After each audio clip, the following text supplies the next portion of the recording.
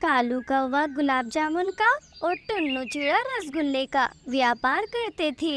ये लो गौरी, मेरे महीने भर की कमाई। अब गौरी पैसे गिनने लगती है। ये क्या कालू, इस महीने सिर्फ 4,000? पहले तो तुम 8,000 रुपए महीना लाके देते थे। कहीं कोई नशा वशा तो नहीं करने लग गए? कैसी बात करती हो गौरी, महीने भर से एक नया चेहरा मेरे पास ही रसगुल्ले का ठेला लगा रहा है, उसी वजह से मेरी कमाई आधी हो गई है। सत्यानाश हो उस चिड़े का, पूरी दुनिया में हमारा ही जंगल मिला था उसे धंधा करने के लिए। ऐसा ना कहो गौरी, बड़ा ही भला और ईमानदार चिड़ा है और हम किसी को धंधा करने से थोड़ी ना रोक सकते हैं। सभी पक्षी अपना भाग्य का खाते हैं। रात में भोजन करके कालू सो जाता है, लेकिन गौरी की आंखों में नींद दूर दूर तक दिखाई नहीं दे रही थी। वो मन ही मन सोचती है, कल का आया चिड़ा हमारा धंधा खा रहा है और मेरे भोले भाले पति जी को तो सभी अच्छे नजर आते हैं। अब मुझे ही कुछ करना पड़ेगा।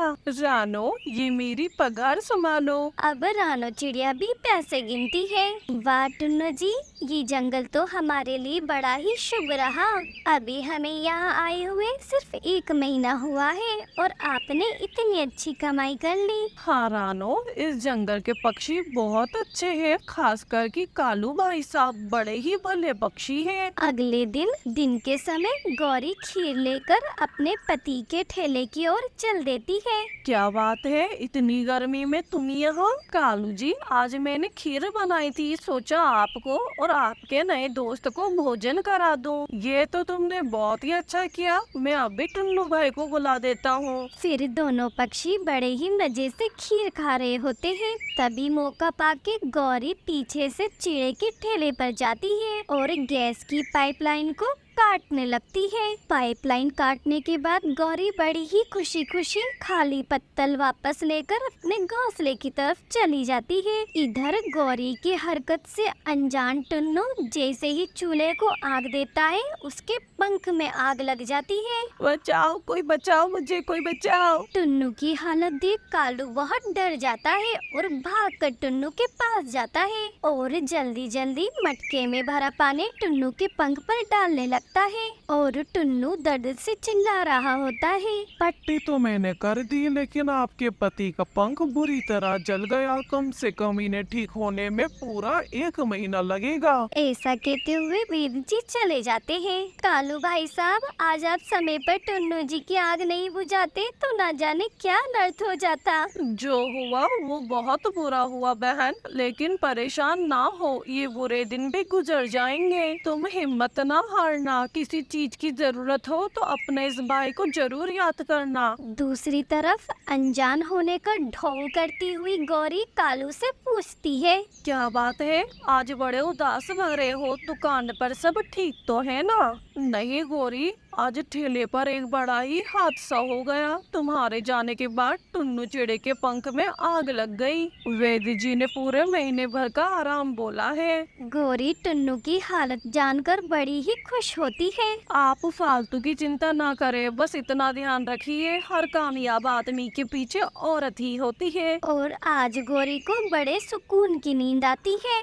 अगले दिन सब मेरी ही लापरवाही का नतीजा है रानो, इसलिए मैं इस हालत में हूँ। आप परेशान ना हो, भगवान जी सब ठीक कर देंगे। घर में और कितने दिन का अनाज बचा है रानो? अभी तो पूरा महीना आराम से निकल सकता है, इतना अनाज है जी। अब रानो अपने रसोई घर में आती है और खाली पड़े हुए डिब्बे देखती है। टुन्नू जी की पगार तो मैंने घोंसले के किराए में दे दी, अनाज भी बस 2-3 दिन का ही बचा है। अब मुझे ही कुछ करना पड़ेगा। और ऐसे ही 2-3 दिन गुजर जाते हैं। अनाज खत्म हो जाने की बात छुपाते हुए रानो टुन्नू से कहती है, टुन्नू जी, घर में मैं बड़ी बोर हो जाती हूँ, नई जगह है ना, इसलिए मैं सोच रही हूँ जब तक आप पूरी तरीके से ठीक नहीं हो जाते मैं ही ठेला संभाल लेती हूँ। तुम अकेले सब कैसे संभालोगी? और इस हादसे के बाद तो मैं बिल्कुल भी तुम्हें नहीं जाने दे सकता।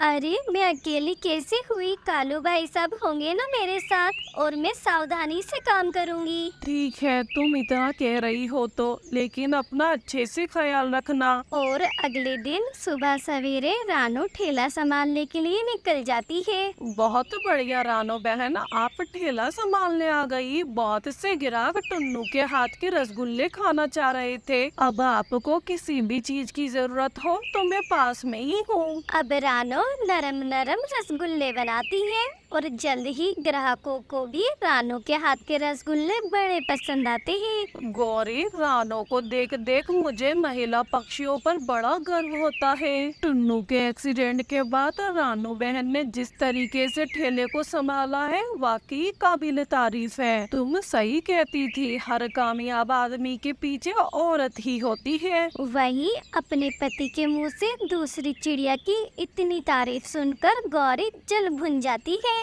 अरे इन सब बातों में मैं तुम्हें सबसे अच्छी बात तो बताना ही भूल गया। इस महीने हमारे जंगल के महाराज की लड़की की शादी है। मुझे और रानो को आधा आधा ऑर्डर मिला है। अब मैं चलता हूँ गौरी, बहुत सारा राशन का सामान लाना है। इतना बड़ा ऑर्डर पूरा जो करना है। ऐसा कहकर कालू वहाँ से चला जाता है। नहीं कालू जी, आधा नहीं बल्कि पूरा ऑर्डर ही आपको मिलेगा। जब उस चिड़े को ठिकाने लगा दिया तो ये चिड़िया किस खेत की मूली है गौरी के सामने। नहीं कालू भाई साहब, मुझे बड़ा डर लग रहा है। इतना बड़ा ऑर्डर मुझसे नहीं हो पाएगा। कहीं कोई ऊंच नीच हो गई तो? डरो नहीं बहन, ये भाई जब तक तुम्हारे साथ है कोई गड़बड़ नहीं होगी। रानो को हिम्मत दिलाकर अब दोनों पक्षी अपनी अपनी मिठाई बनाना शुरू कर देते हैं। तभी कालू की गैस खत्म हो जाती है। रानो बहन, थोड़ी मदद करो, मेरी गैस खत्म हो गई है।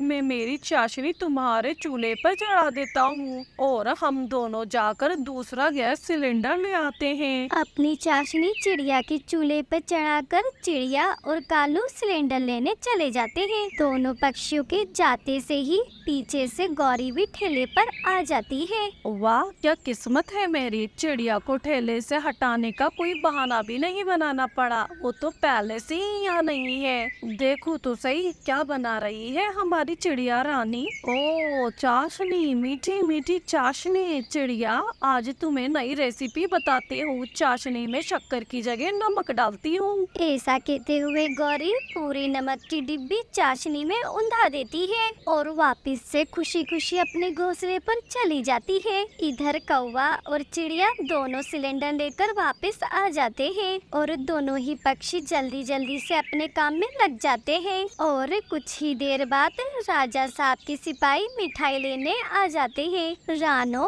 और कालू अपनी अपनी मिठाई सिपाहियों को दे देते हैं। मुझे तो विश्वास ही नहीं हो रहा भाई साहब, इतना बड़ा काम इतनी आसानी से हो गया। अच्छे लोगों के साथ अच्छा ही होता है। कुछ देर बाद राजा साहब बड़े गुस्से में ठेले पर आते हैं। तुम्हें शर्म नहीं आई कालू, हमारी बेटी की शादी में ऐसी ओछी हरकत करते हुए?